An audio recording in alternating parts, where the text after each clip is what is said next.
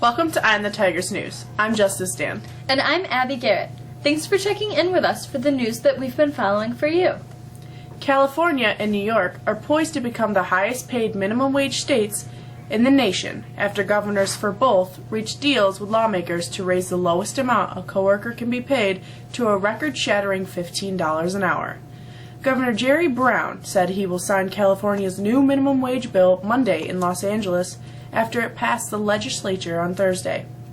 Across the country, in New York, Governor Andrew Cuomo reached a tentative deal late Thursday with the state's top lawmakers to also raise the state's minimum wage to $15. The actions in two of the nation's most labor-friendly states come as an income divide has become a key issue across the U.S. in presidential election year. In addition to the minimum wage issue, Governor Cuomo and state lawmakers agreed on a budget hours before the April 1st deadline. Included in the budget is good news for school districts.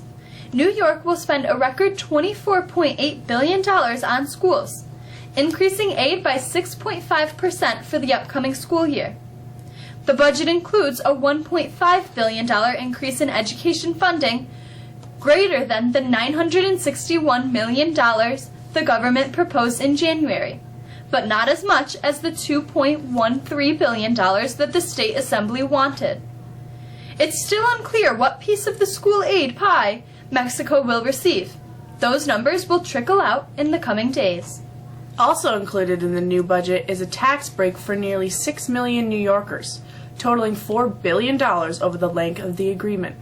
Middle-class New Yorkers will see their tax rate cut from 6.45% to 5.5%, but the breaks don't go into effect until 2008. 2 men died Thursday after plainclothes officers opened fire on them when they found the men aiming guns at someone across the street, Baltimore police said. It's likely that the men were fatally shot by police, but investigators were trying to piece together what happened. One man carried an automatic rifle with a scope and laser that was loaded with at least 20 rounds, Smith said. He said the other man had a handgun.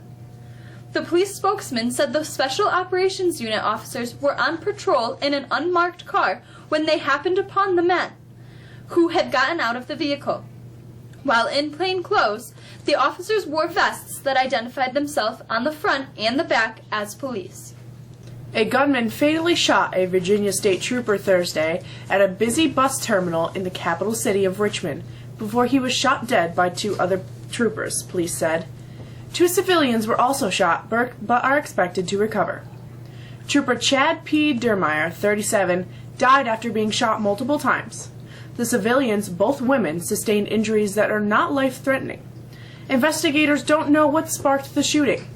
Dermeyer had been participating with about a dozen other troopers in a training exercise at the bus station when a brief encounter with a gunman quickly turned violent.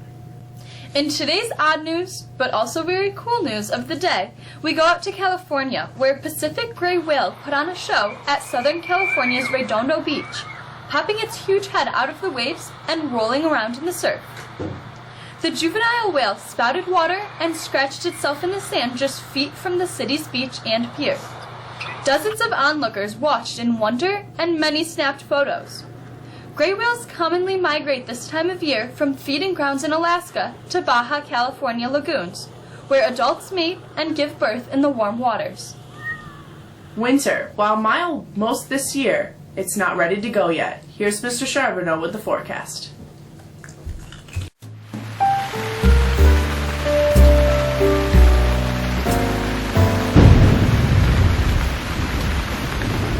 Oh, that's right. And winter looks like it might make an unwelcome visit this weekend. Now, southerly air that has shot our temperatures well above normal the last couple days, well, that's about to be pushed out by a pretty strong low-pressure system beginning on Saturday. Now, that front will bring in cold, Arctic, and breezy conditions really beginning in Saturday night. That's when we're going to feel it. But before the front pulls out and through, we should see a little break in the weather Saturday afternoon, with some potential of some peaks of sun. It will, however, be breezy with temps in the mid-40s, so it's going to feel colder. Now, Saturday night, it gets real. Light snow will begin with some steadier snow showers overnight. Could be some accumulation. Now Sunday, the cold air really takes hold. We will not get above freezing and will continue to deal with some on and off snow showers.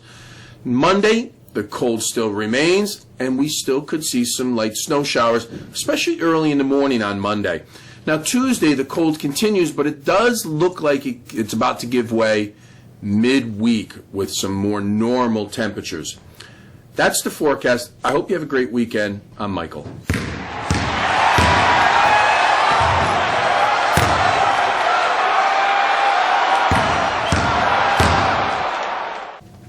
Breanna Stewart's legacy to women's college basketball has been etched in stone. With 2 more wins, the latest and perhaps greatest star from Connecticut could claim another title, the greatest player ever. After winning the last 2 National Player of the Year awards, being named the most outstanding player of the NCAA tournament and the last 3 seasons, the 6'4" senior from Cicero, North Syracuse, who has turned double-doubles into part of her game day routine, has a chance to do something even more special, win her 4th national championship. If UConn wins their semifinal game and SU wins theirs, it would set up a UConn versus SU final for the national championship. On the men's side of things, SU will take on top-seeded North Carolina on Saturday at 8:49. The 6:30 semifinal game has a pair of 2 seeds, Villanova and Oklahoma, squaring off. The games are on TBS. Former UFC light heavyweight champion John Bones Jones will have to take anger management and driver improvement classes and do more community service for violating his probation from a previous hit-and-run crash.